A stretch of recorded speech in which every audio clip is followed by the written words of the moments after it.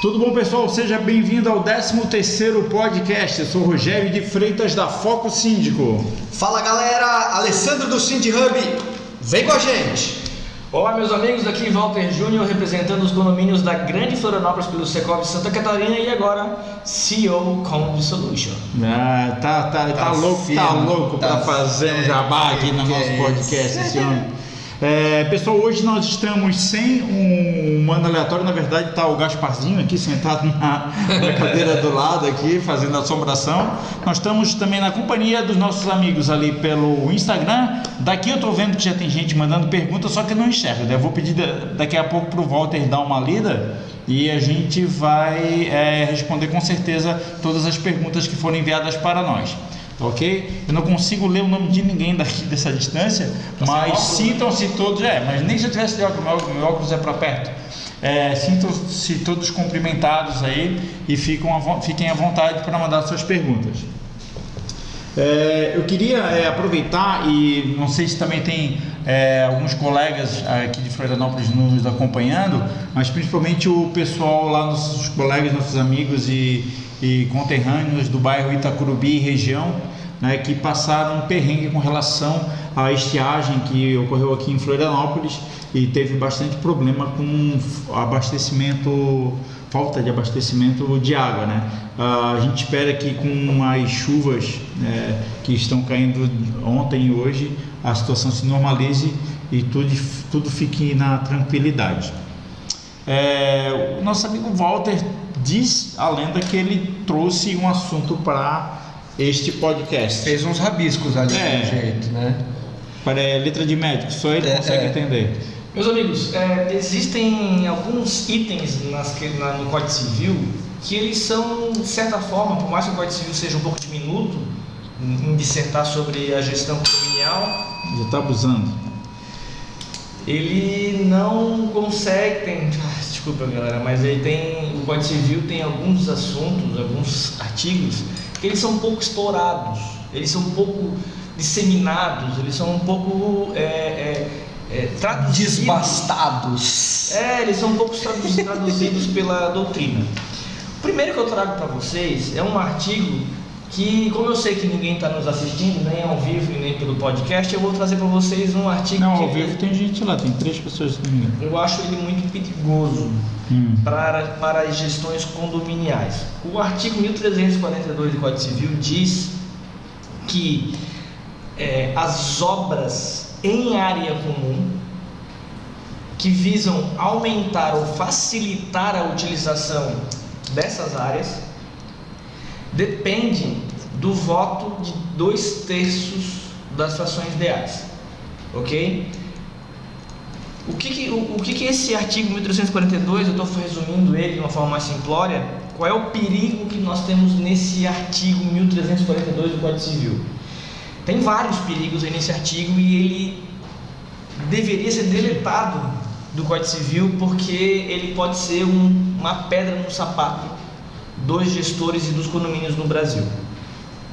Eu vou ler o texto integral do artigo 342, que eu acho que é mais saudável para poder fazer didática posterior.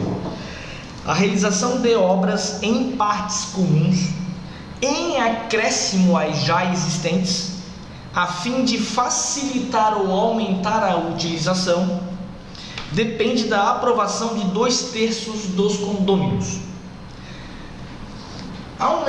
Aumentar ou facilitar a utilização, segundo o artigo 96 do Código Civil, significa obras úteis.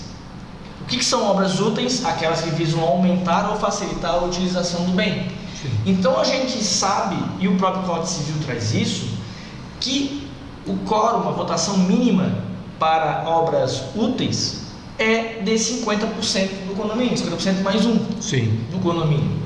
Mas o que o Código Civil está trazendo aqui no artigo 1342 é que as obras úteis, quiçá, apesar de o quórum ser de 50%, vamos resumir assim a conversa, diz que se a obra, apesar de ser útil, ela acrescentar alguma coisa na área comum, ela precisa de 2/3.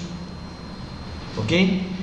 Por que existe uma dificuldade de interpretação entre obras úteis gerais, genéricas, que é 50% mais 1, e essas obras em acréscimo às existentes, que é 2/3? Dá um exemplo para facilitar o nosso público, para eles entenderem melhor na prática. Primeiro ponto. Obra não é só aquilo que envolve alvenaria, cimento, tijolo. Sim. Obra é tudo aquilo que é gerado pela ação da natureza ou do homem. Então, quando nós podemos ter uma obra literária, uma obra musical, nós podemos ter uma obra teatral. Existem vários tipos de obra, porque isso é obra da natureza. Então, obra, primeiro ponto que eu preciso ressaltar, não é apenas aquilo que é construído com cimento e ou com esquadrias de vidro. Tudo aquilo que é gerado pela ação humana, ela é obra. Sim. Por isso que a aquisição de um quadro para colocar no hall de entrada do condomínio, ele é considerado uma obra voluptuária, porque ele é de mero deleite. Ok? Ele não vai nem aumentar e facilitar a utilização do bem, e nem é necessária, e nem é obrigatória para a manutenção do bem. Ele é considerado pelo artigo 96 do Código Civil de obra voluptuária. Ok? Beleza. Então, deixamos isso bem claro. Obras úteis, tudo aquilo que for feito pelo condomínio, que visa aumentar ou facilitar a utilização do bem, é 50% mais 1. Exemplo de obra útil geral. Nós temos no salão de festa um sofá de 2 lugares e vamos botar agora um sofá de 4 lugares. Ok? Nós temos uma área ociosa no condomínio que tem só um gramadinho simples ao lado de 2 vagas de estacionamento de visitante, e a gente vai cimentar um pedaço desse gramado e vamos incluir mais 2 vagas de visitante naquela área ociosa. Em regra, as pessoas vão achar que isso é útil, mas o que o Código Civil está dizendo é que, como nós vamos estar acrescentando uma área, nós vamos acrescer algo naquela área, esse puxadinho, transformar esse pedaço de gramado com cimento para que sejam vagas de estacionamento de visitantes, precisa de 2/3 dos votos. Eu sempre fiz a seguinte leitura a respeito desse artigo. O que está previsto na convenção ou no projeto do condomínio como área comum e for acrescido dentro desse projeto e naquela previsão de convenção, daí sim entra nesse artigo. No caso que tu citou do exemplo do sofá, ele existe, pode estar até relacionado como um patrimônio, um bem lá, patrimônio do condomínio, mas não estando naquela situação de previsão do projeto aprovado em prefeitura e tudo mais, né, e também na incorporação, daí ele não entraria nesse artigo. Vou dar um exemplo de obra útil dentro do condomínio. Nós temos um salão de festa totalmente desguarnecido. E aquele salão de festas é, por sua essência, para festas. Sim. Para confraternizações sociais. Sim. Né? E ele está totalmente desguarnecido. Quando a gente insere lá... Mas ele está desguarnecido por quê? As coisas se perderam? Não, a construtora entregou com tudo dentro? Ele entregou, o condomínio foi entregue pela incorporadora sem... Cru. Salão de festas vazio. Então você vai inserir nesse salão de festas cadeiras, mesas, mobiliário, você vai linha branca, vai guarnecer ele com os utensílios e móveis padrão de mobiliário e utensílios de salão de festas. Isso é útil, 50% mais 1. Sim. Okay? Sim. Quando nós vamos ampliar fisicamente o salão de festas, e a gente vai, isso já dei parecer para condomínios nesse sentido, em que eles queriam ampliar o salão de festas fazendo um telhado de vidro para além da projeção da fachada do condomínio, para aproveitar um gramado que tinha ao lado, que era um gramado totalmente ocioso, que inclusive esse gramado dava infiltração para a garagem de baixo, né? Então o condomínio desejava ali ampliar a área do salão de festas, edificando ali naquele local esquadrias de vidro para ampliar a área do salão de festas, né? Fazer um telhado de vidro ali e ampliar a área do salão de festas. E tinha uma das condôminas que era membro do conselho consultivo que não queria que aquele gramado fosse excluído, porque ela era moradora do primeiro andar e ela gostava de abrir a janela e ver aquela grama ali antes de chegar ao próximo condomínio que era vizinho. E ela, estudiosa que era, que deve ser ainda, perguntou para mim como que haveria possibilidade de impedir que o condomínio deliberasse por essa ampliação. E eu não posso deixar de omitir artigos que são presentes no Código Civil, porque se eu dissesse para ela que não haveria possibilidade dela impedir, eu estaria mentindo para ela. Então, infelizmente, muitos clientes às vezes me consultam, muitos condôminos às vezes me consultam perguntando sobre determinadas ações do síndico.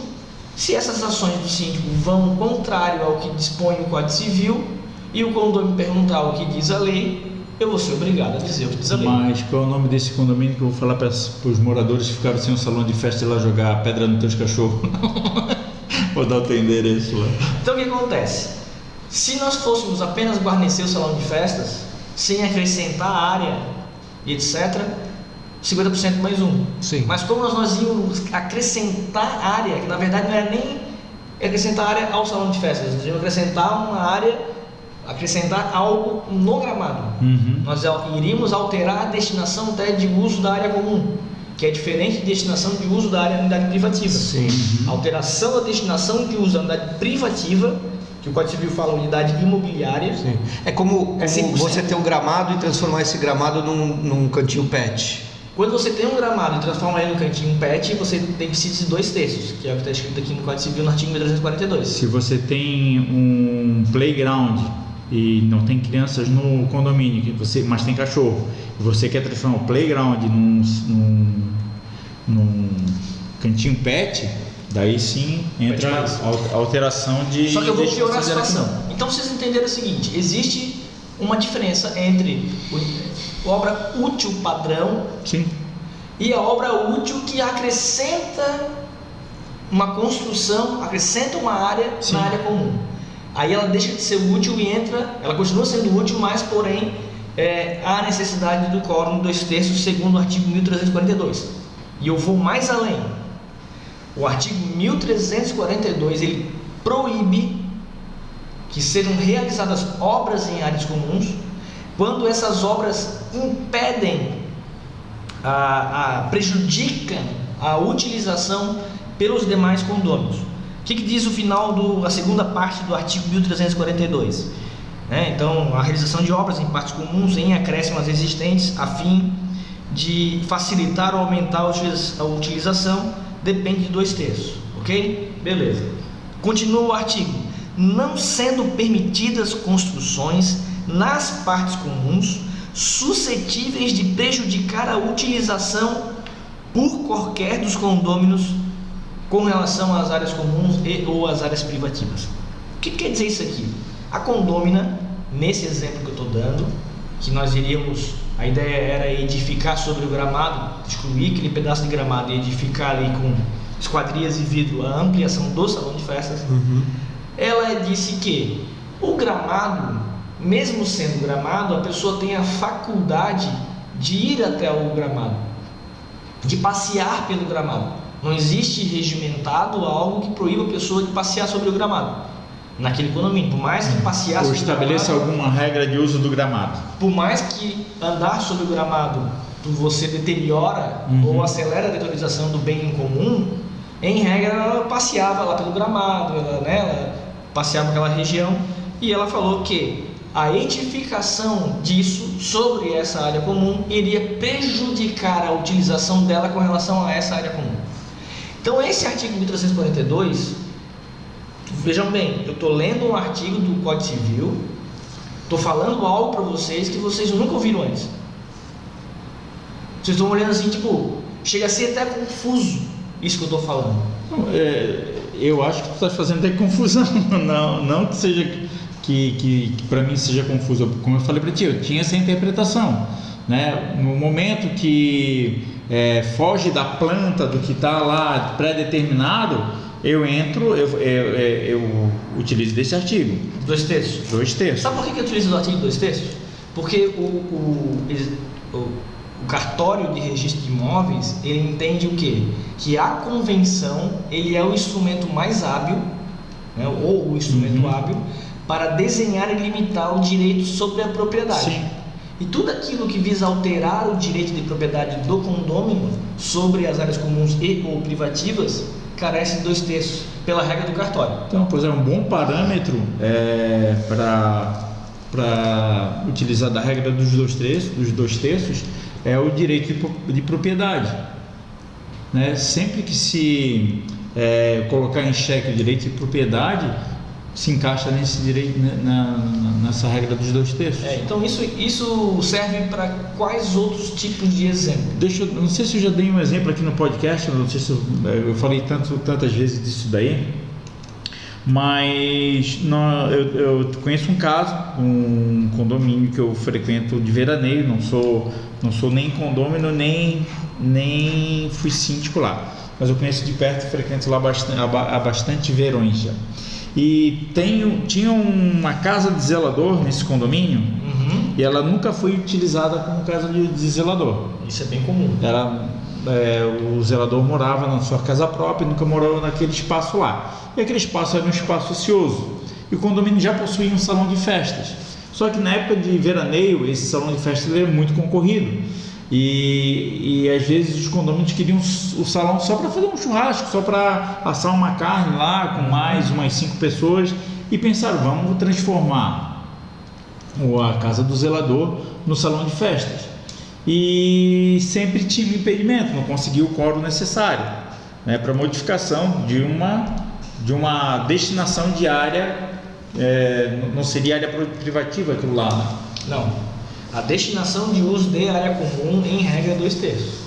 Tá, mas ali não é uma área privativa, nem era porque ou área como Tem muita gente que ainda fala que alterar a destinação de área comum precisa de 100%.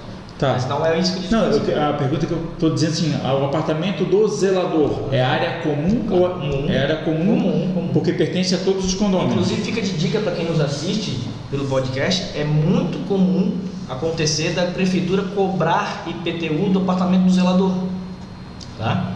E em regra, condomínio não paga IPTU. Por quê? Porque cada condômino que é proprietário de X percentual das áreas comuns, ou seja, na verdade ele é X proprietário da área do privativa, terreno, isso chama uma fração ideal. Fração ideal do terreno, isso aí, né? Cada condômino já paga junto com o seu IPTU da sua unidade privativa, referente à metragem da sua unidade privativa, também já paga o proporcional em metragem de IPTU das áreas comuns. Então, você síndico que vê aí no seu condomínio um carnê de IPTU, acende a luzinha vermelha, vai verificar o que é, porque eu já vi muito condomínio sendo cobrado.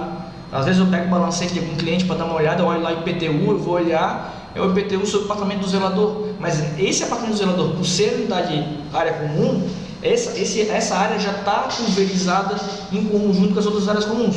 Aí tu pega a incorporação. É isso que eu ia falar, tem que estar lá escrito que aquilo lá, a destinação é do zelador, é área comum e destinação. Na verdade, não havendo a previsão na instituição, que pode ser a incorporação é um dos tipos de instituição. Sim.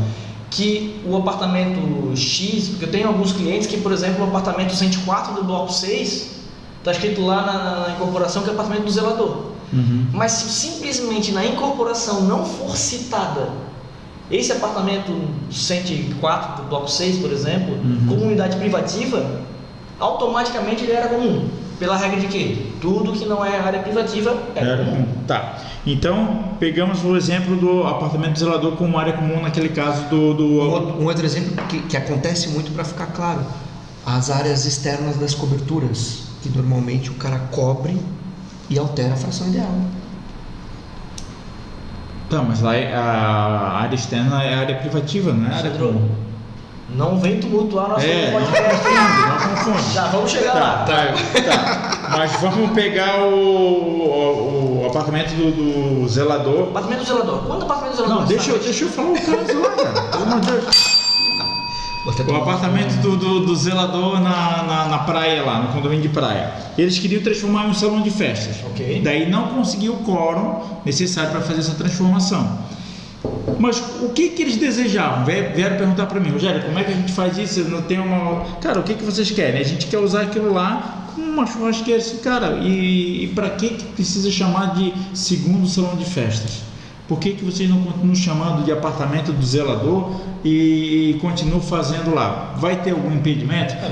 A única coisa que pode interromper é alguém entrar ou em algum momento alguma assembleia decidir que as festas não podem continuar sendo feitas lá. Mas a questão de mudar o nome, de transformar... Isso é prática, né? É prática, vocês só vão lá, não. Onde é que você quer fazer o churrasco? A gente vai usar o apartamento do zelador. Daí eles fizeram toda uma obra que mantiveram o nome. Mantiveram o nome apartamento do zelador. Simplesmente isso. Uhum. Aí algum condomínio pode questionar e dizer o seguinte: olha, apartamento do zelador tem que ser utilizado pelo zelador.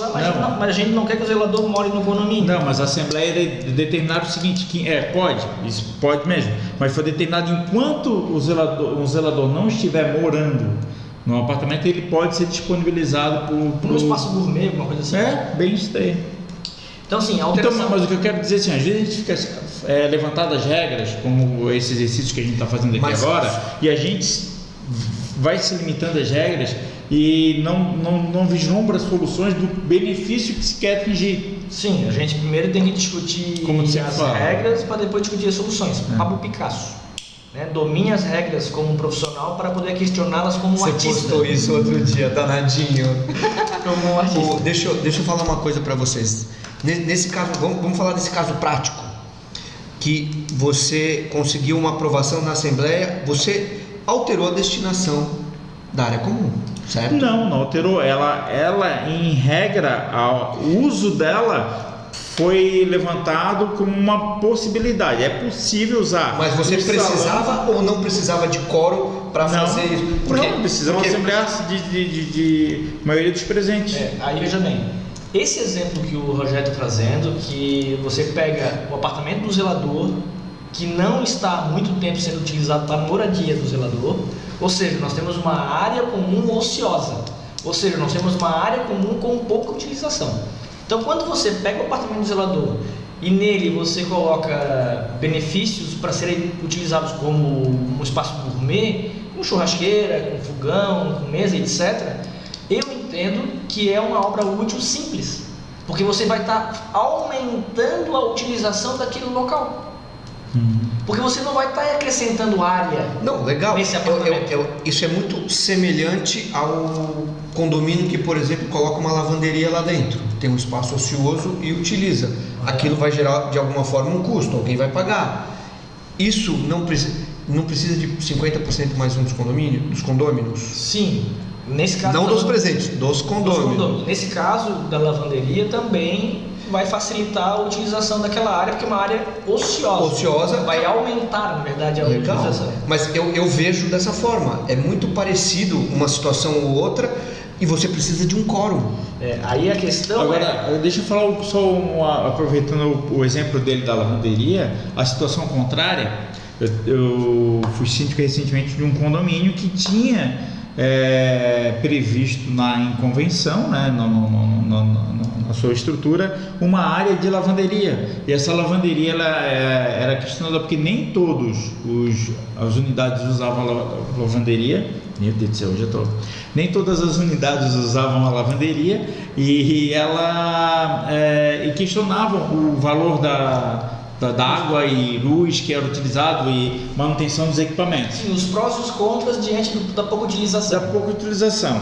Né? E falavam, Rogério, não dá para a gente decidir nessa assembleia aqui fechar a lavanderia? Assim, gente, isso é uma área, é um espaço previsto em convenção, né? Não é a assembleia não pode decidir pegar e fechar esse espaço. Precisa respeitar os 2 terços para fazer essa alteração. Sim.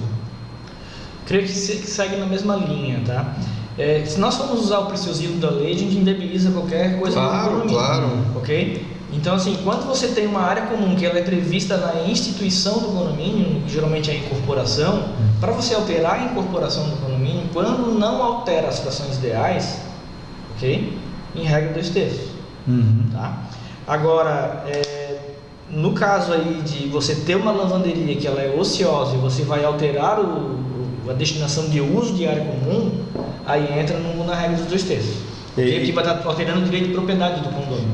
Pode manter lá na incorporação, na instituição, a existência de uma área comum lavanderia, até mesmo porque a citação textual de áreas comuns na instituição, ela é meramente exemplificativa. Porque na verdade quem vai alocar cada área comum prevista na instituição é em regra a planta arquitetônica, né? A instituição prevê as áreas, mas não cita com exaustão todas as áreas comuns. Não vai citar lá que existe uma rampa com largura tal, né? Todo mundo sabe que tem a rampa de acesso do veículo, ponto. Sim. Né? Mas assim, com riqueza de detalhes, não é citado todas as áreas comuns na instituição nem na convenção. Sim. Pela regra de que não há necessidade de a gente citar todas as áreas comuns, porque tudo aquilo que não é área privativa é área comum. Ok? Então, no exemplo, a regra geralmente, hoje desculpa te interromper, mas hoje com o advento aí dos condomínios clubes, que os espaços que são vendidos nesses condomínios são moedas de grande valor. Moeda de Grande valor. De grande valor, não, mas assim de persuasão, de venda do... Que é a tendência, né? A gente ter estúdios, ou que a gente antigamente chamava de kitnet, com uma vasta área comum, área de lazer. É o caso desse condomínio que eu estava falando da lavanderia. Tem as coberturas, não são coberturas, os apartamentos do último andar são duplex, eles têm uma área maior, e as unidades inferiores são estúdios. Então não tem um espaço para uma lavanderia, e o pessoal que tem espaço reclama que eles não usam, e daí que entra essa confusão. Agora olha só a dificuldade que é e o limiar que existe. Quando nós temos o apartamento do zelador, que é uma área ociosa, que está lá fechado, acumulando poeira, e você insere nele alguns utensílios para dar um melhor aproveitamento, em regra, num primeiro momento, uma primeira interpretação, é uma despesa útil, né? Uma obra útil. Sim. Você tem uma área ociosa e você vai aumentar e facilitar aquela utilização. Mas também existe um pressuposto que quando você vai aumentar ou facilitar a utilização, é porque tu vai facilitar e aumentar a utilização naquela utilização que já é feita. Então, se eu tenho um salão de festas e eu vou inserir benefícios nesse salão de festas, ele vai ser usado como salão de festas de uma forma mais facilitada e com maior número, obra útil. Nesse caso do apartamento do zelador, nós podemos interpretar de uma forma um pouco mais assim simplória, que é uma obra útil porque eu vou estar aumentando a utilização daquela área comum. Mas se a gente for fazer uma análise um pouco mais delicada do Código Civil, nós vamos entender que quando você altera a destinação de uso de área comum, você está alterando o direito de propriedade do condômino, e daí precisa fazer uma alteração de convenção do condomínio por 2/3. Dá só uma lidinha no que o colega colocou ali. Se for usar uma parte de área comum, que hoje é uma escada, e transformar em rampa, isso precisa de 2/3 de aprovação? Não, porque o que acontece? Qual é o objetivo de transformar em rampa? Provavelmente por conta da acessibilidade, né? Sim. Na verdade, quando você insere uma rampa numa escada já existente, numa primeira interpretação, você está facilitando a utilização daquele local. Né? Para quem tem condições de utilizar a rampa, ele vai ter um caminho mais rápido, um caminho mais fácil do que subir uma escada. E talvez já está indo de encontro com o novo decreto que saiu agora, na verdade não novo, mas o decreto que saiu agora em setembro, que incrementou um pouco mais e trouxe mais algumas informações sobre a lei de acessibilidade, né? A gente precisa fazer só pra podcast concluir, falando só da lei de acessibilidade. Né? Quem foi que mandou a pergunta? O síndico profissional Marcos. Abraço aí, Marcos. E só para concluir o exemplo do Marcos, que é pegar uma escada existente e você transformar parte dela numa rampa, você não está alterando a destinação de uso daquela área, porque ele vai continuar sendo uma área de tráfego de pedestres. Sim. E de acesso de um pavimento a destinação ao outro. É a mesma, só mudou a forma. Tá? Então tomem cuidado, porque quando você acresce algo nessa área comum, mesmo que facilite ou utilize facilite a utilização. Se você acresce área, você constrói algo nessa área comum, mesmo que você não altere a destinação, 2/3. Então vamos lá, vamos tentar resumir. Área comum alterou a destinação de grama para pet place, de grama para salão de festas, de lavanderia para insolação da piscina, sei lá, pode ser anexo à piscina. Alteração de destinação de uso de área comum, 2/3, né? Obras úteis em área comum em que você precise acrescentar área, construir algo, mesmo que venha facilitar e facilitar, aumentar e facilitar a utilização, que é o sinônimo de áreas comuns de úteis. Deixa eu voltar a fita aqui. Volta lá. Vamos lá. Então veja bem, quando você tem alteração de destinação de uso de área comum, onde você tem uma lavanderia que vai virar uma área de insolação para piscina. Vai voltar isso tudo? Sim, tu edita depois. Nada, vovô. Quando você tem um apartamento de zelador que vai virar uma sala de ginástica, quando você tem um apartamento de zelador que vai virar um espaço gourmet, ou vai virar uma biblioteca, uma brinquedoteca, 2/3. Alteração de uso de... Quando você vai pegar o salão de festas, que é para salão de festas, ele vai continuar sendo usado para festas, mas você vai ampliar esse salão de festas e vai avançar sobre uma outra área comum, ok?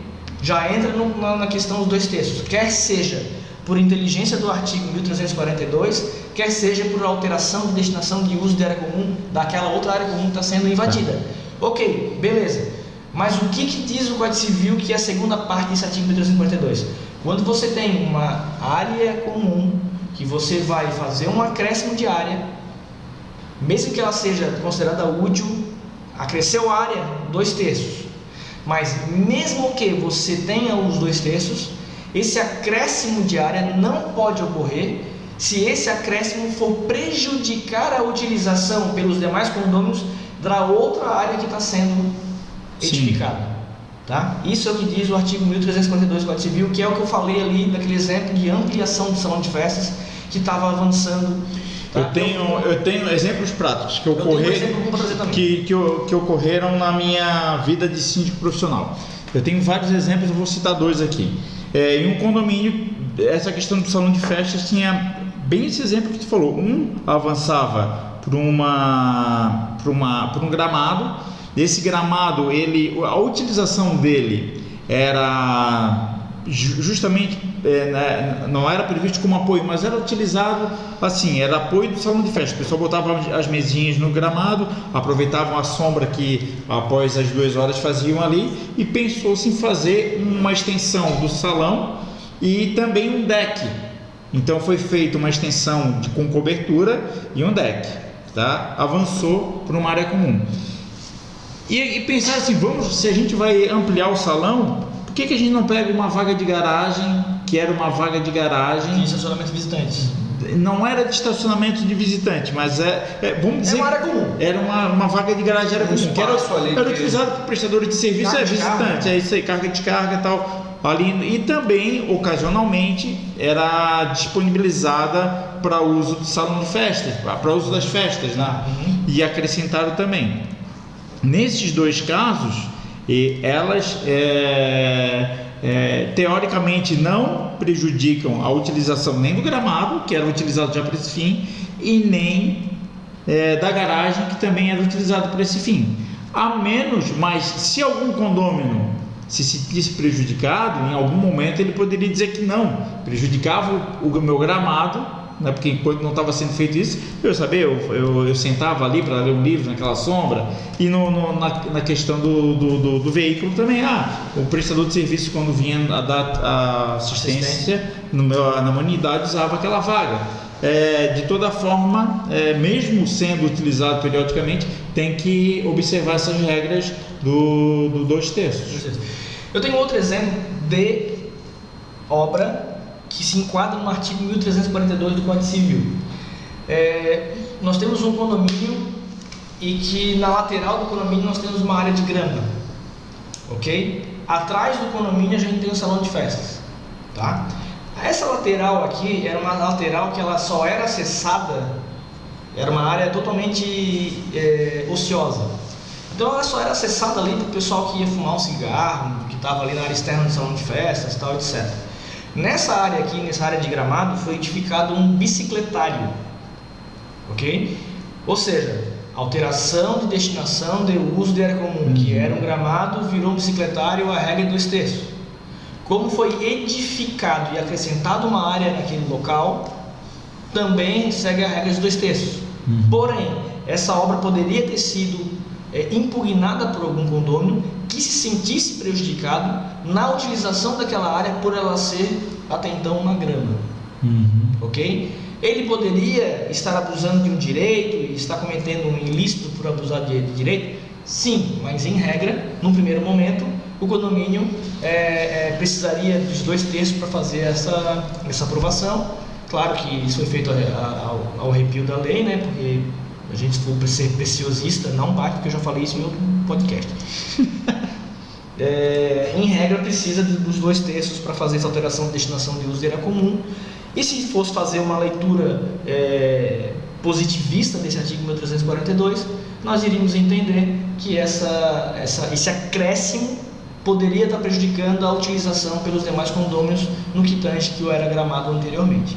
Tá? Então tem que tomar muito cuidado com a aprovação dessas obras.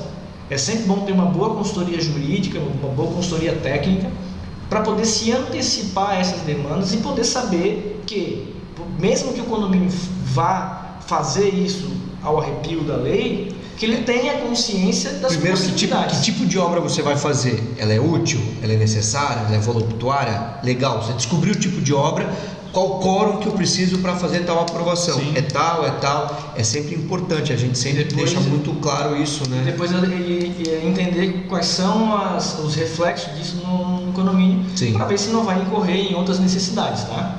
Eu só faço um outro alerta aqui, uma plus.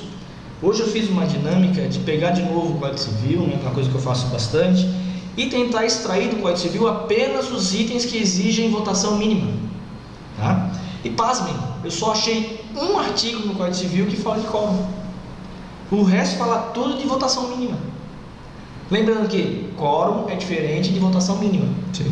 Que é aquilo que eu digo para vocês, para alterar a convenção do condomínio, nós não precisamos do quórum de 2/3. Nós precisamos da aprovação de 2/3. O voto para aplicação de multa para condomínio antissocial, lá no artigo 1337, 336, parágrafo 2º e 1337, eu não lembro exatamente, é 3/4 dos condôminos restantes. Precisa do voto dos 3/4 condôminos restantes. Ok? Então tem alguns itens que nós vamos trazer esse assunto no próximo podcast. Tá, deixa eu dar um outro exemplo, que eu falei que tinha dois. Um condomínio era síndico e tinha um playground no condomínio. Existia lá num espaço aquele parquinho edificado, aquele pré-moldado, né, com aquela casinha e o escorrega, o balanço, tudo mais. E não era utilizado por nenhum...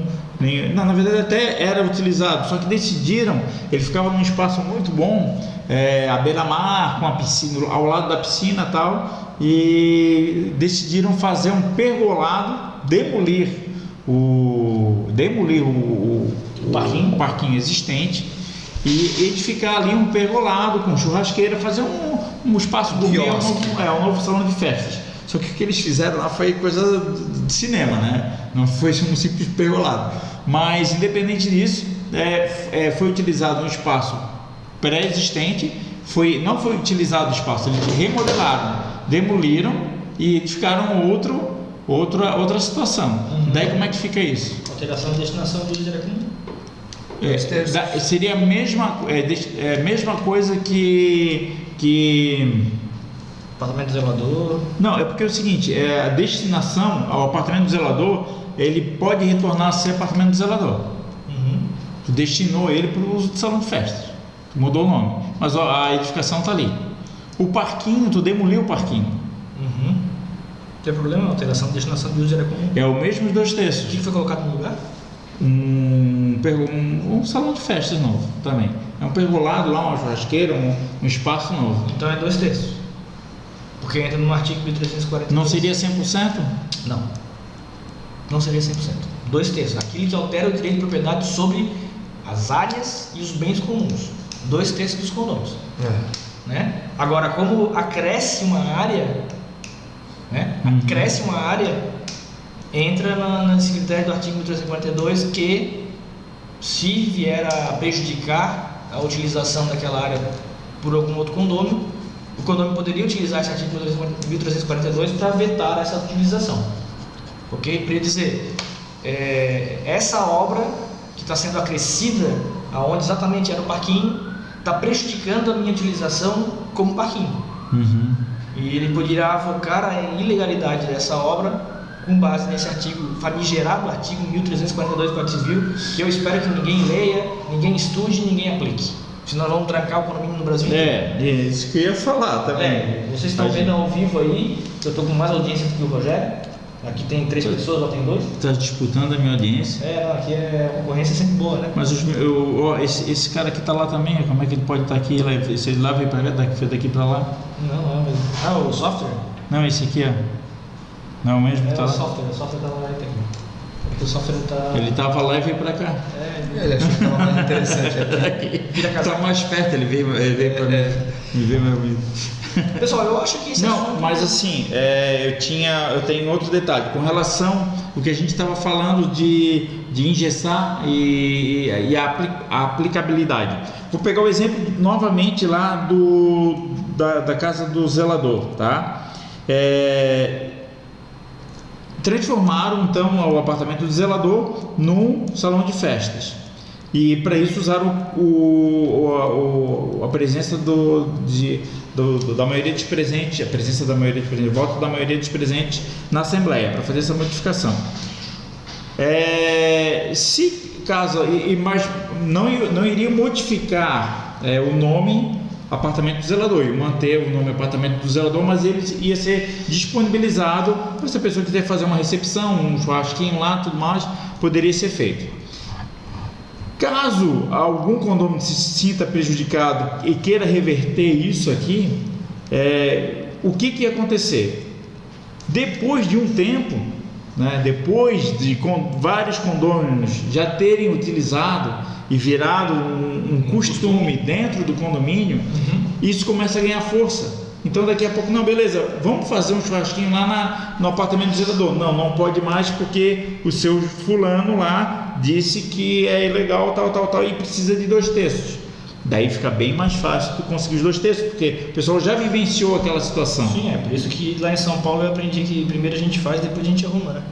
Mais ou menos isso daí, por aí para frente. Não, algumas práticas. Eu vou dar outro exemplo para vocês. Outro exemplo. Eu tinha um condomínio que ele tinha os gramados em condomínio, estou percebendo agora que dá problema ter gramado em condomínio, mandar cimentar tudo. Tinha um gramado em condomínio e o condomínio era extenso, né? Ele tinha vários blocos e tal, e o pessoal que saía dos blocos mais afastados, eles preferiam levar o cachorro naquele gramadinho lá para fazer as necessidades. Né, do que levar lá na rua, e até por questão de segurança mesmo. As meninas, né, as mulheres tinham medo e perguntaram se não podia fazer um espaço pet naquele gramado, né, cercar e fazer um espaço pet. E eu falei assim, não, nós vamos cercar e vamos disponibilizar aquela área cercada, mas não vamos chamar de espaço pet. A mesma coisa. E caso algum condomínio se sinta incomodado com aquela situação, se tira o cercado, se tira a possibilidade, a disponibilidade de o cachorro fazer as necessidades ali. Sim. Né? Então, assim, às vezes, daí, depois do condomínio vivenciar... Mas uma manobra de gestão... É uma manobra de gestão. E às vezes... Por isso que eu digo assim, às vezes a gente, quando estuda...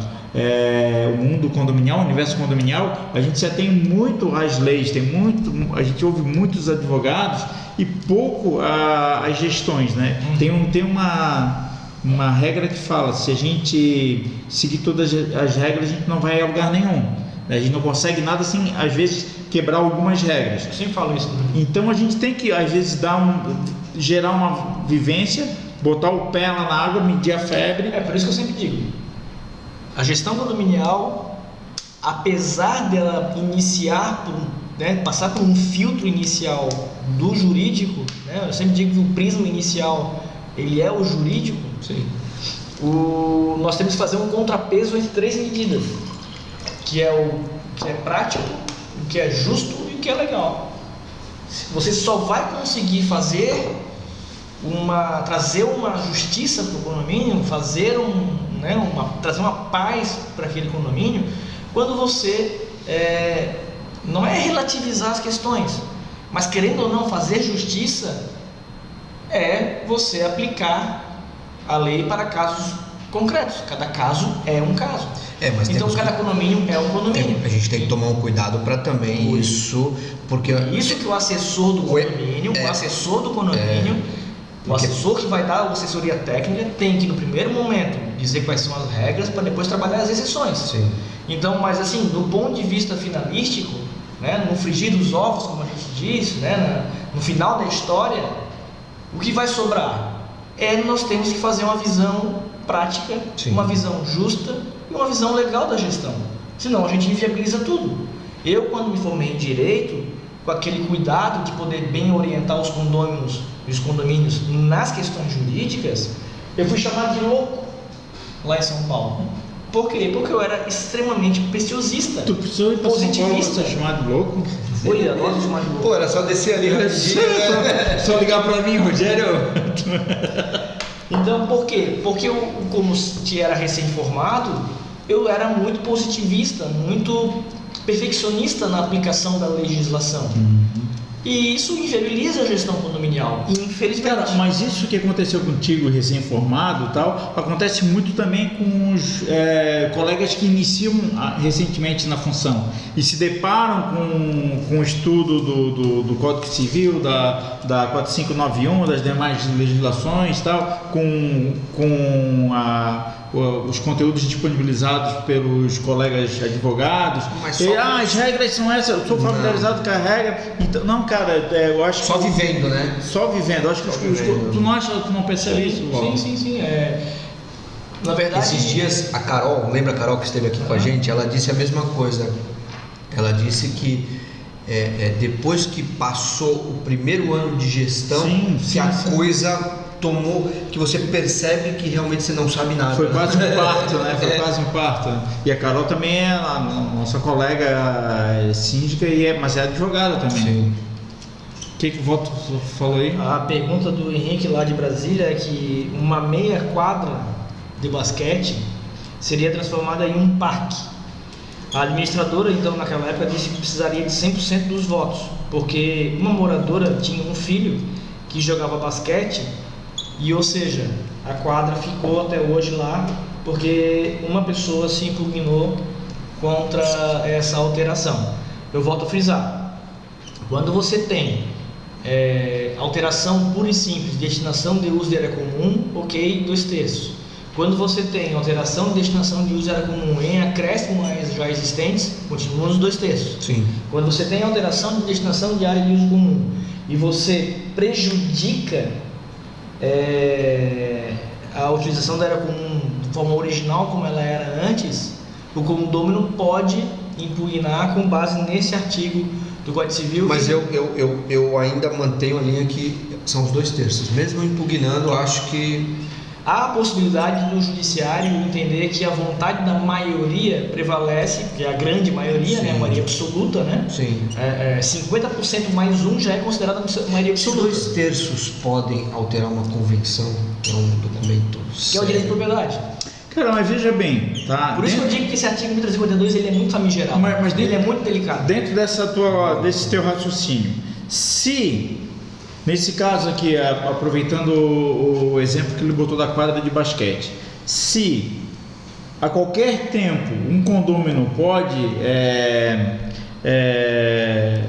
solicitar que a quadra retorne a sua origem, né, volte a ser quadra e deixe de ser parquinho, porque interferiu na utilização de quadra de basquete, exato, então é 100%. Exato. Então é 100%. Exato. Se existe uma quadra e quer modificar para parquinho, é 100%. Se existe um playground e quer modificar para pergolado, naquele caso que eu falei, é 100%. Se houvesse prejuízo da utilização pelo condômino, porque se ele não provar que houve um prejuízo pela utilização, ele está abusando do direito. Cara, mas não, o que ele vai precisar provar que houve prejuízo se não tem mais o parquinho, se não tem mais a quadra? Eu quero usar a quadra, vou jogar quadra no parquinho, vou jogar basquete no parquinho. Se o cara nunca usou a quadra... Ah, tá, tudo bem. Se ele vai estar abusando do direito. Vou dar um exemplo para vocês. Tinha um cliente que as laterais do condomínio eram ociosas, eles queriam fazer vaga de visitante. Eu falei, em regra, no primeiro momento, como não vai ser edificado nada naquela região, porque vai só ser pintado o amarelinho no chão para fazer as vagas, em regra é 50% mais um. Ou seja, útil. Você vai aumentar e facilitar utilizando aquele bem. Só que aquela área não era utilizada como vaga de visitante, era uma área ociosa. Então você não está aumentando a utilização. Porque Cara, isso é tão delicado. É delicado. É tão delicado porque gera um monte de interpretações e um monte de... Sim, Vodcom é o nosso amigo Alexandre Bassi, da matriz da Vodcom em Porto Alegre. Lembrando que a Vodcom Sistemas ela faz a possibilidade do voto eletrônico nas assembleias e encabeça isso no Brasil aí praticamente.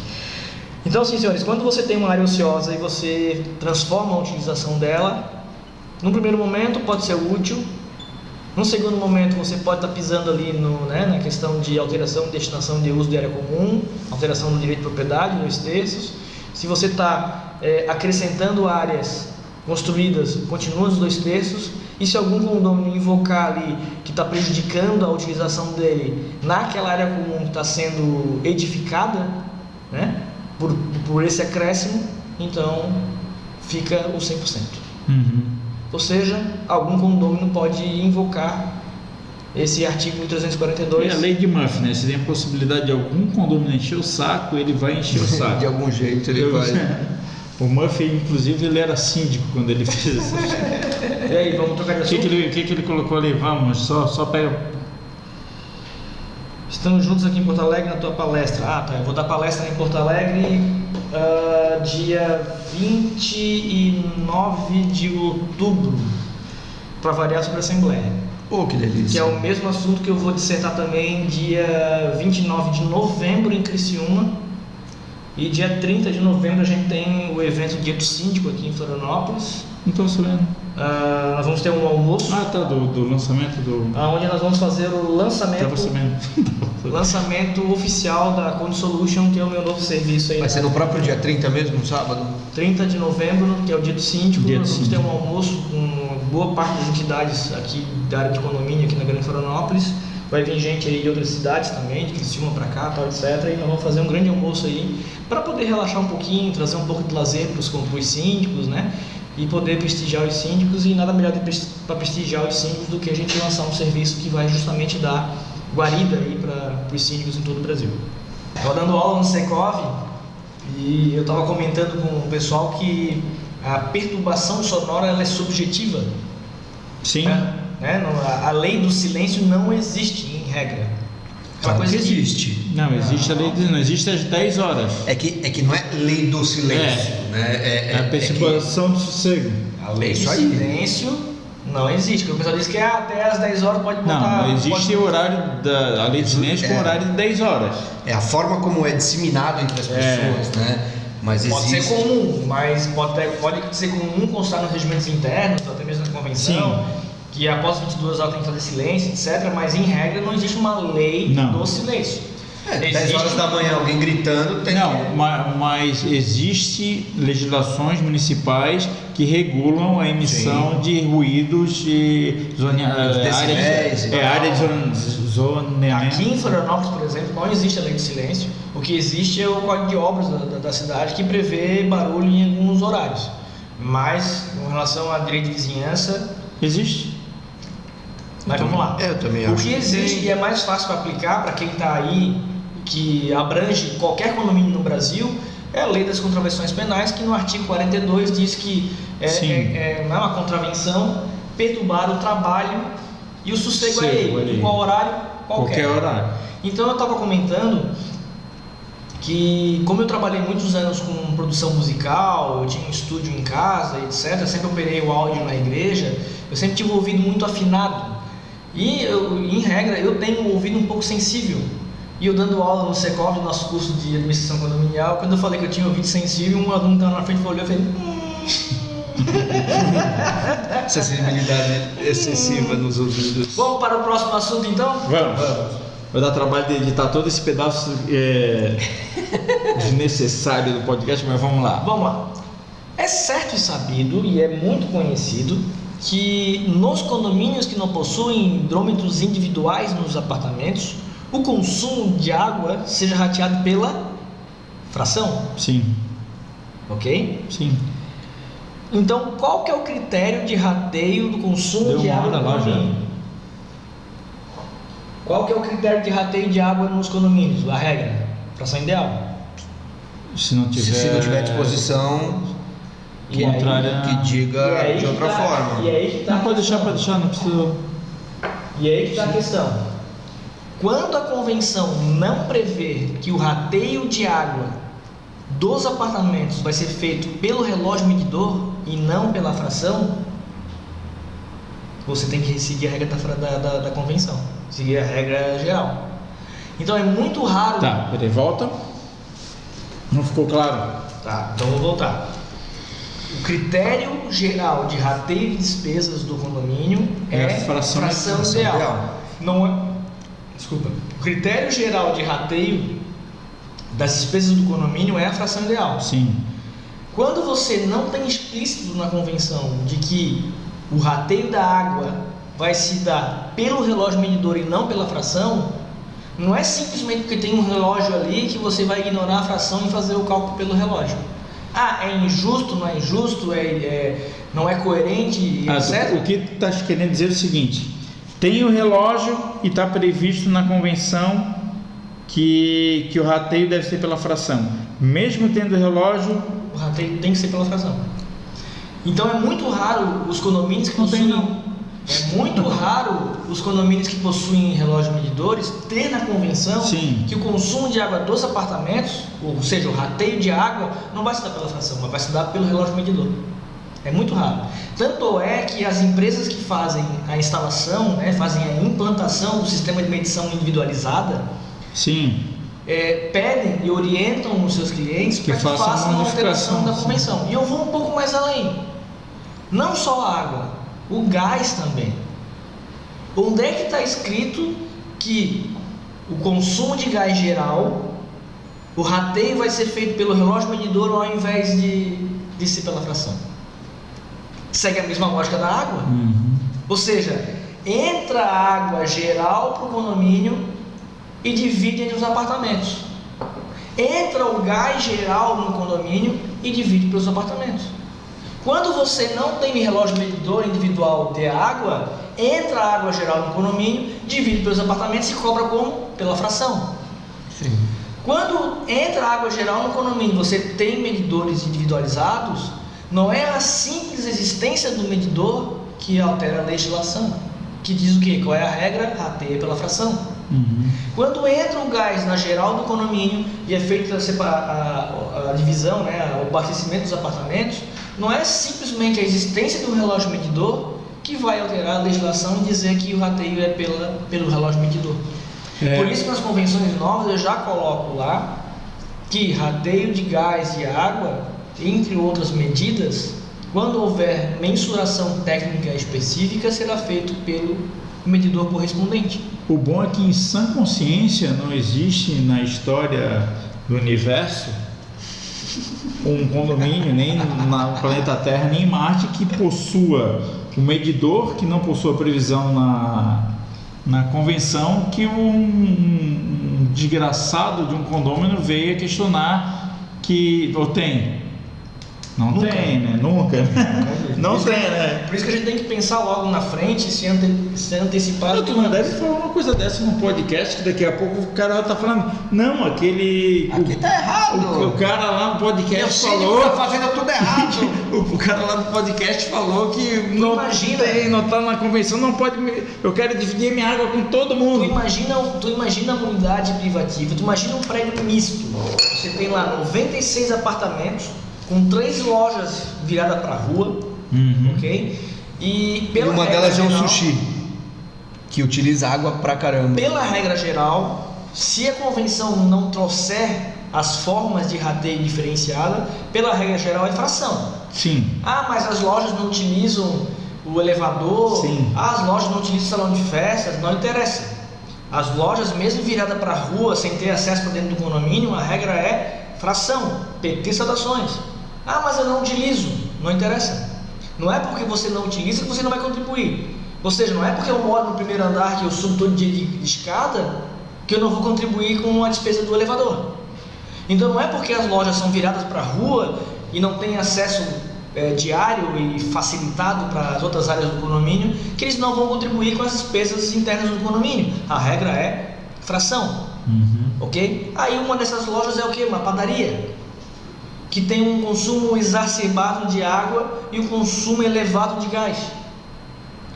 Ok? Qual é a regra de rateio do gás? O gás entra para o todo, entra para o condomínio, é disponibilizado para todo mundo, ok? E qual é o critério de rateio desse consumo, dessa despesa, que é a despesa do condomínio, que é o condomínio que está contratando o gás, é o condomínio que está trazendo para si essa responsabilidade, é o condomínio que está contratando. Qual é o critério de rateio? Fração. Se não tiver na convenção que o rateio do gás, aquilo que foi abastecido, aquilo que está lá sendo entregue para os condôminos, se não tiver na convenção que esse rateio vai se dar pelo relógio medidor, a regra é a fração. Vocês nunca ouviram isso em lugar nenhum. Isso é uma coisa que eu nunca falei em público. Estou falando pela primeira vez. Todo mundo quer. Todo mundo quer colocar o medidor para pagar o certo e está pagando errado. A bem da verdade, as pessoas querem botar o medidor para pagar de forma justa. Ok? Mas sempre que fizerem a instalação de medidor de água individualizada, tem que alterar a convenção para que cite lá que o rateio de água não se dará mais pela fração, mas vai se dar pelo relógio medidor. E os condomínios, já desde 1960, já nascem com um sistema de gás canalizado, com uma central de gás, né? Mas não faziam previsão na convenção de que o rateio não vai se dar pelo medidor, mas sim vai se dar conforme a fração ideal. E o contrário, na verdade, né? Esse é um assunto bem delicado. Cara, mas eu fico pensando o seguinte, caso... Não é justo. Caso haja ocorra a situação de um condômino vir questionar e reclamar essa situação, que decisão tu acha que o magistrado tomaria nesse caso? Pô, pelo costume... Exatamente. O costume é uma fonte do direito. Mas antes de nós colocarmos um costume que em regra vai quebrar a regra, a gente tem que definir bem a regra. Falei 3 vezes a regra, mas o que acontece? Antes da gente botar o costume, vou dar o exemplo de cheques predatados. A regra da lei do cheque é que o cheque é uma ordem de pagamento à vista. Sim.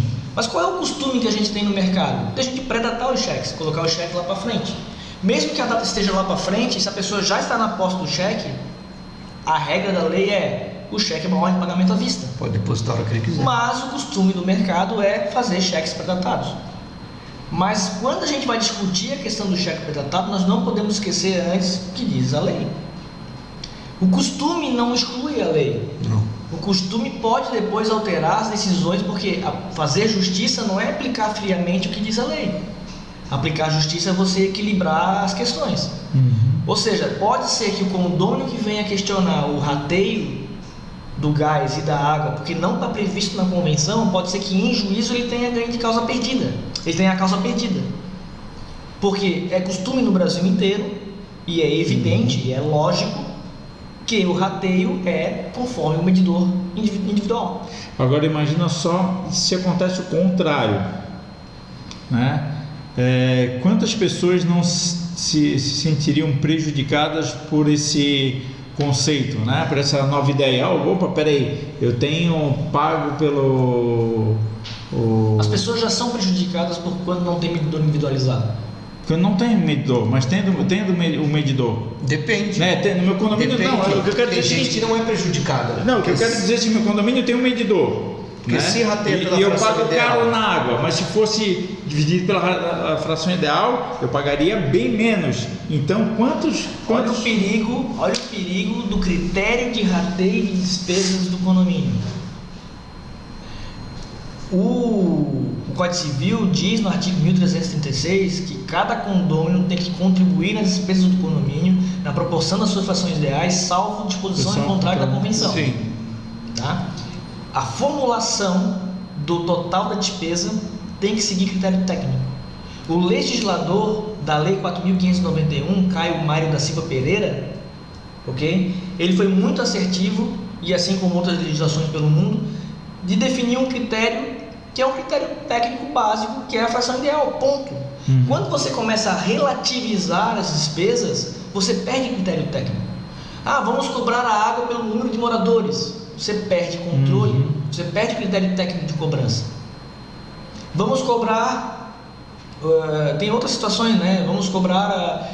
Então, quando você relativiza o critério de rateio, essa relatividade tem que ser muito técnica, para que ela seja execuível, para que ela seja fácil de ser cobrada posteriormente, ok? Mas finalizando esse assunto, a regra é critério de rateio, despesas do condomínio, incluindo gás e água, é pela fração. Para ter uma disposição em contrário, tem que estar na convenção. Ou seja, tem que estar na convenção que o rateio do gás vai se dar pelo relógio medidor, o rateio da água vai se dar pelo relógio medidor. Não estou falando aqui das despesas individualizadas.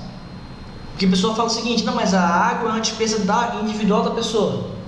Se é uma despesa individual da pessoa que abastece aquele apartamento de forma privativa, se tem um relógio medidor, é lógico que ele tem que ser cobrado pelo relógio medidor. Não é lógico. A lógica não se sobrepõe à lei. Ok? Então, para a gente poder discutir a exceção, nós temos que antes definir bem a regra. Então, não estou falando aqui de despesas individuais, em que o condomínio já pré-autoriza esse lançamento. Ou seja, eu vou utilizar o salão de festas e tem uma taxa de utilização de R$100. O condomínio vai lá, assina a requisição e pela deliberação da Assembleia automaticamente está sendo lançada essa taxa de R$100.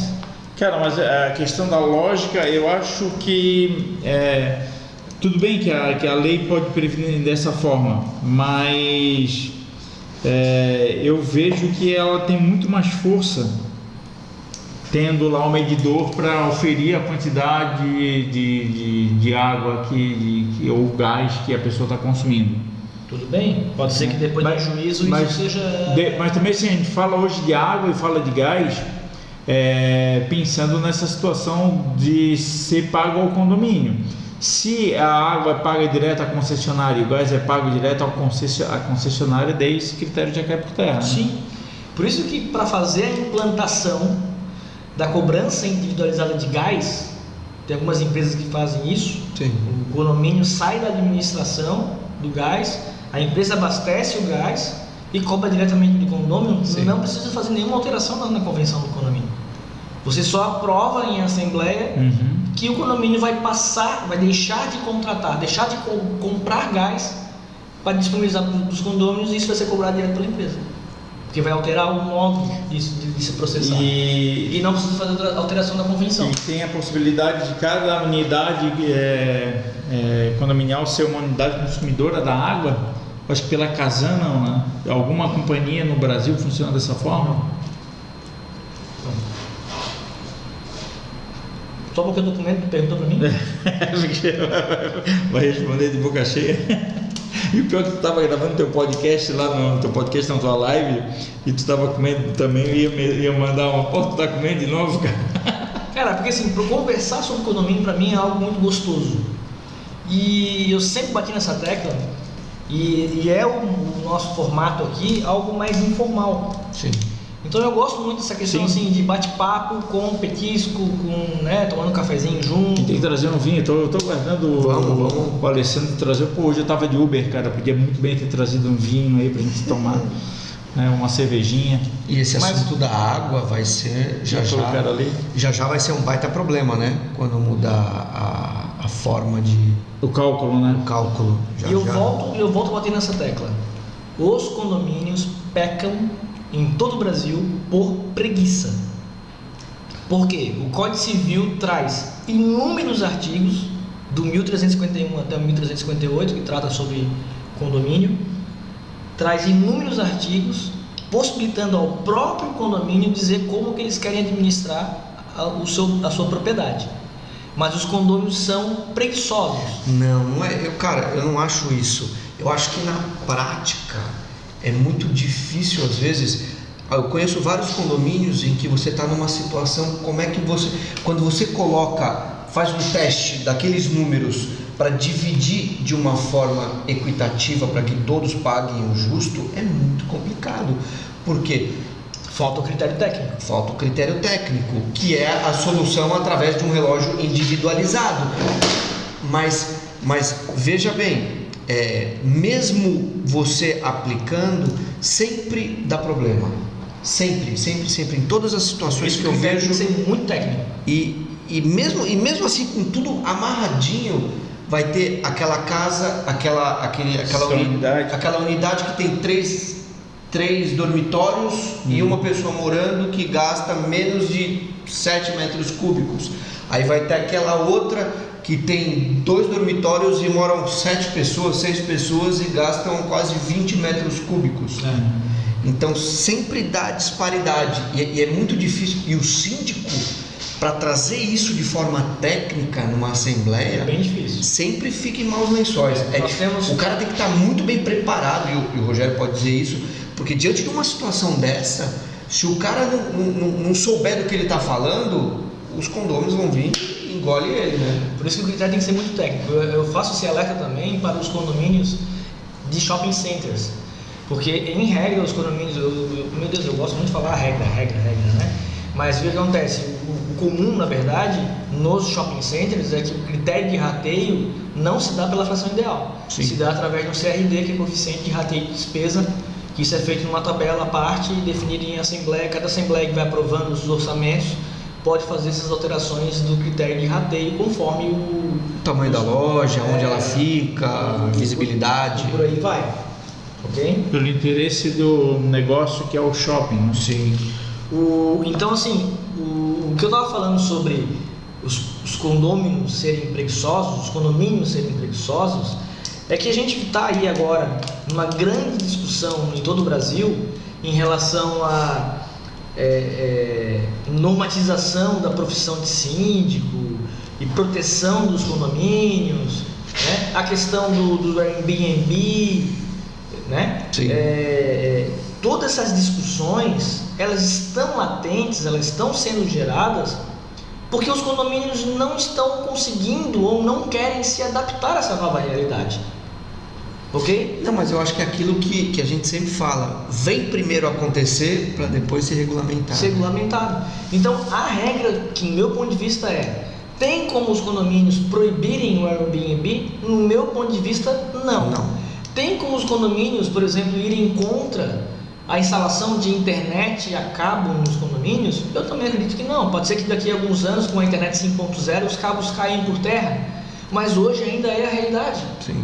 Tem como os condomínios proibir, por exemplo, a instalação de ar-condicionados split? Não. Depende, se o condomínio não tiver, a fiação não tiver condição de suportar. Sim, mas em regra não tem como a gente proibir. Ou seja, os condomínios têm, diante das suas limitações físicas, se adaptarem conforme a sociedade no mundo inteiro evolui. Sim. Né? Eu digo assim, e daí os condomínios, ao... só para concluir, então cabe aos próprios condomínios fazer essa adaptação. Não pode um condomínio que foi constituído na década de 60 achar que o modus operandi do condomínio, que a forma de utilizar as áreas comuns vai continuar sendo a mesma. Os condomínios precisam fazer adaptação.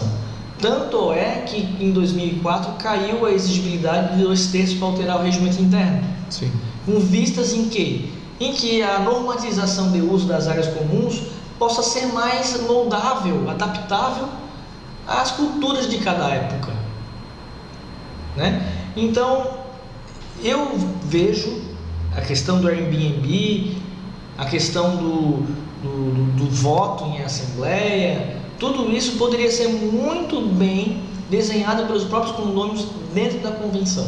Mas qual é o condomínio que até hoje teve a coragem de veementemente encabeçar uma boa atualização da sua convenção? E eu não digo atualizar a convenção com base no Código Civil, mas atualizar a convenção com base na realidade fática daquele condomínio, ao que realmente é vivenciado dentro daquele condomínio.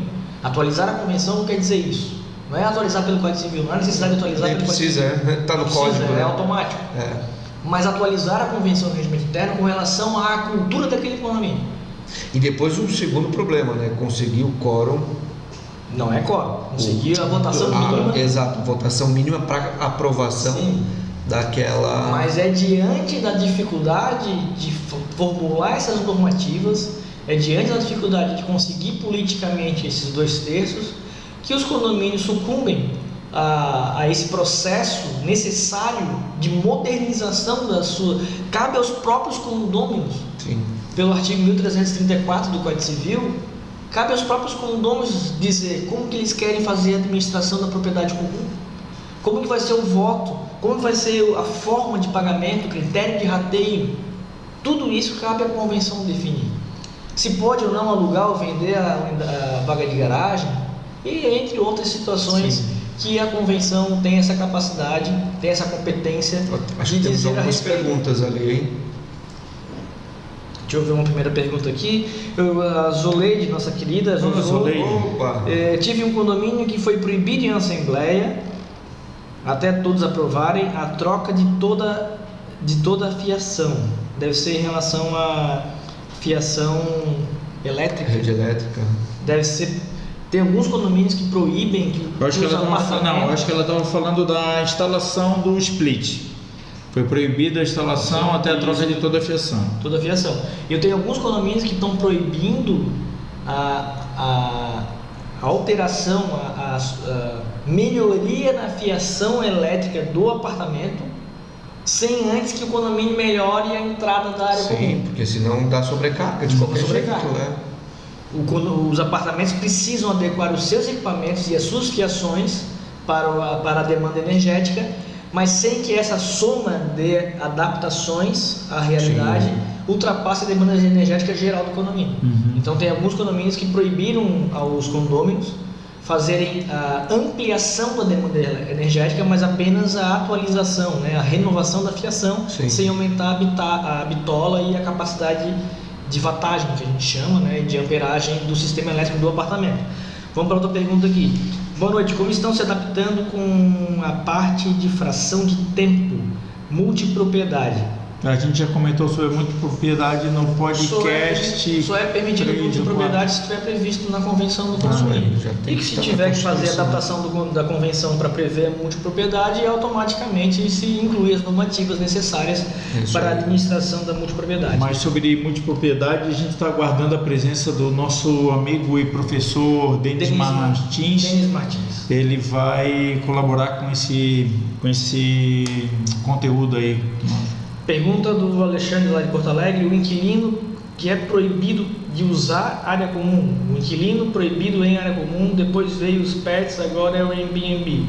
Quando os moradores não se organizam, aí entra a justiça, é exatamente isso que eu estou falando, né? Os condomínios precisam, não podem ter essa decisão do STJ de que não é permitido proibir animais em condomínio. Isso é um absurdo. Nunca foi proibido ter animais em condomínio. E desde o começo da década de 90, que nós lá na nossa empresa, e eu juntamente com meu pai na época, mesmo a convenção trazendo explicitamente que era proibido ter animais em condomínio, nós sempre batemos nessa tecla de que, não trazendo prejuízo para o condomínio, os pets são permitidos dentro do condomínio. Claro. Né? Não trazendo prejuízo à salubridade, segurança e sossego. Então, quando eu li lá, e foi amplamente divulgado pela mídia, que o STJ tinha decidido que não era permitido proibir animais em condomínio. É que provavelmente essa decisão veio de uma ação antiga? Tudo bem, mas isso é um absurdo. Isso é, digamos assim, é um chover molhado. Porque na verdade assim, já era consenso, né? A gente já tratava dessa forma, a gente já tinha esse entendido, mas de repente assim, cara, é muito. Já tinha o país é muito grande, cara. Daí a gente pode observar que em algumas regiões não contemplam da forma que a gente contempla por aqui. E às vezes a gente fala de alguma coisa aqui ou a gente ouve falar de alguns costumes de certas regiões que a gente não contempla também. Então, de repente, para pacificar de uma forma geral, se divulgou amplamente a decisão do Supremo. Falando em STJ, eu tenho uma decisão de um cliente que o condomínio instalou uma grade de proteção pelo lado de fora da janela.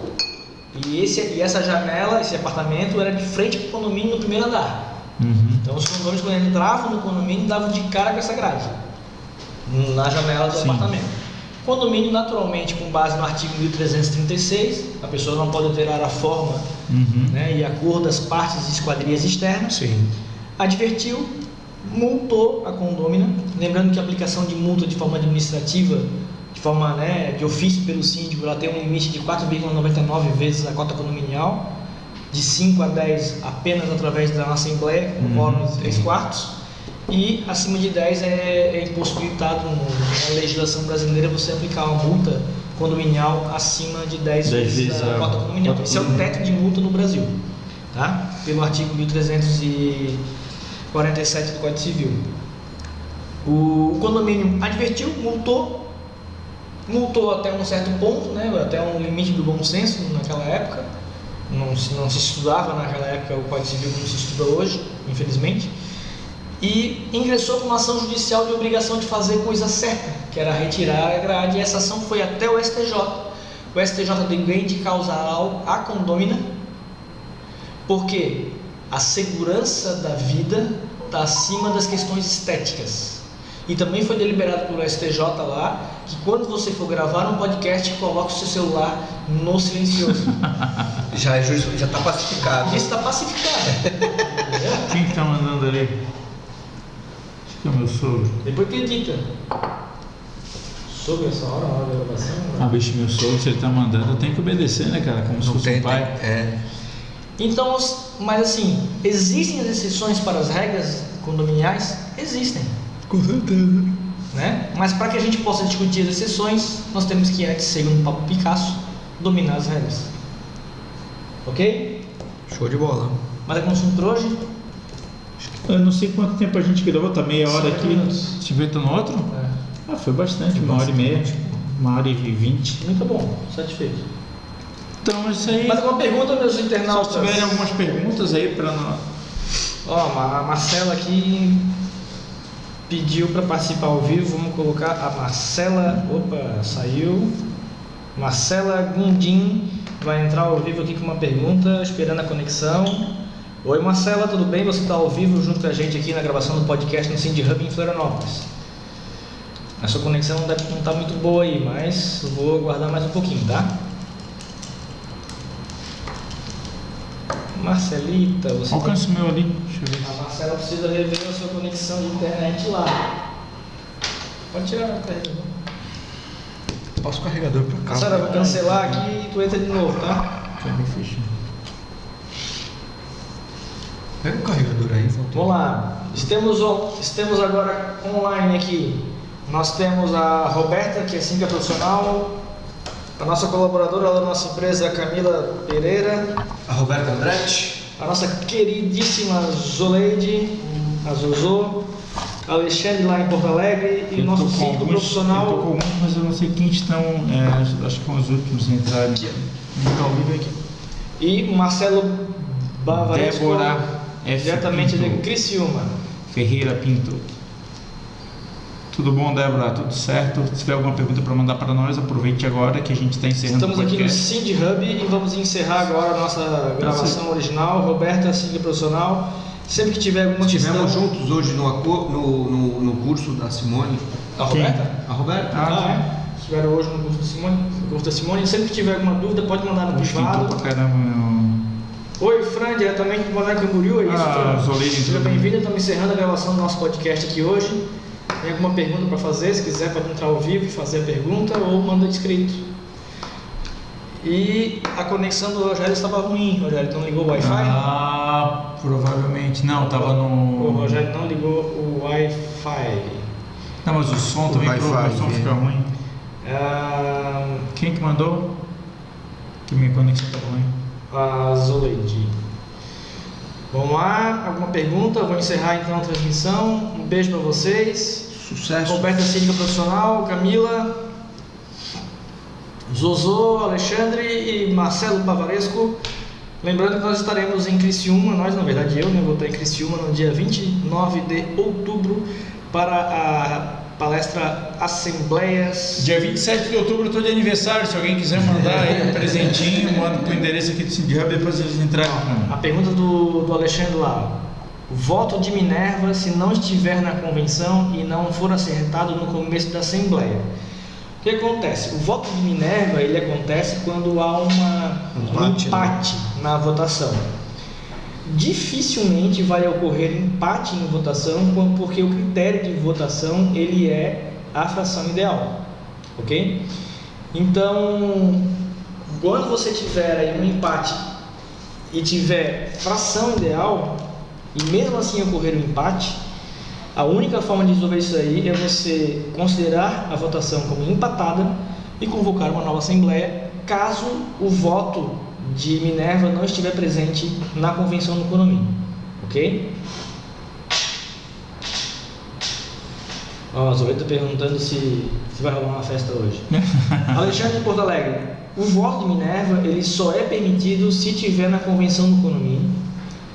Nas minhas convenções eu faço a previsão do voto de Minerva, desde que o presidente seja condômino, mas não acho isso muito saudável. É bem complicado, né? Por isso que, pela necessidade de aferição das frações ideais, é que não é do todo saudável nós termos voto secreto no condomínio, ok? Então, não havendo previsão da convenção com relação ao voto Minerva, se a votação foi realizada de forma simplória, apenas com levantar de braços, etc., e houver o empate, existem duas formas de você desempatar. É você fazer o cálculo das frações ideais. Se a votação foi realizada de forma secreta, tem que refazer a votação de forma nominal, para que você possa fazer o cálculo das frações ideais, considerando a vaga de garagem, se for unidade privativa, considerando o home box, se for vaga de privativa, porque às vezes a gente considera apenas a fração do apartamento, mas se o cara tem uma ou duas vagas de garagem, às vezes a vaga de garagem é maior, é dupla, mais do que 12 metros quadrados, ok? E daí tem que fazer, já aconteceu de eu, numa assembleia de votação de síndico, a votação foi de 9 a 8, a votação. O síndico que perdeu a votação, ele pediu para que fosse feito o cálculo pela fração, porque ele tinha procuração das lojas, e as lojas eram maiores que os apartamentos, que as salas. E no cálculo da fração, para os dois candidatos deu 10, e o candidato que tinha perdido a votação na votação simplória venceu a eleição pelo percentual pós-vírgula. Então, fazendo o cálculo, deu 10, para os dois e deu o critério de desempate depois da vírgula, E daí o candidato que tinha perdido venceu a eleição. A pergunta da Zuleide é: pode acontecer dos votos serem anulados se o síndico tiver procuração, sendo síndico profissional e sendo presidente da Assembleia a votação de síndico? Não. Não tem nenhum problema. Não. O condômino, quando ele é presidente da Assembleia, ele não deixa de ser condômino. Porque o presidente da Assembleia, ele só tem capacidade decisória quando ele vem a defender um preceito legal. Ou seja, o presidente da Assembleia, ele tem a capacidade de nem receber o voto do inadimplente. Ele pode fazer isso de ofício. Ok? Uhum. Então, se o presidente da Assembleia for um síndico profissional e ele tiver procuração do condômino, ele está sendo presidente dessa assembleia e vai participar. O condômino, quando é presidente, não deixa de ser condômino. Ele pode propor e votar como condômino. O que entrou sou eu, conheço. Está respondida a pergunta, Zoleide. O Alessandro que está aqui na minha esquerda pedindo a participação ao vivo. Participar ao vivo do ao vivo. E evidentemente não vou dar. Não. Últimos segundos restantes, mais alguma pergunta? Últimos segundos. Eu acho que as perguntas foram todas respondidas. Quem tiver mais alguma pergunta pode mandar no privado para mim, pode mandar no privado para o Foco Síndico, Rogério de Freitas, ou para o nosso amigo Alexandre Giuseppe através do Cindy Hub. Um beijo para vocês, até a próxima semana. Tchau, tchau.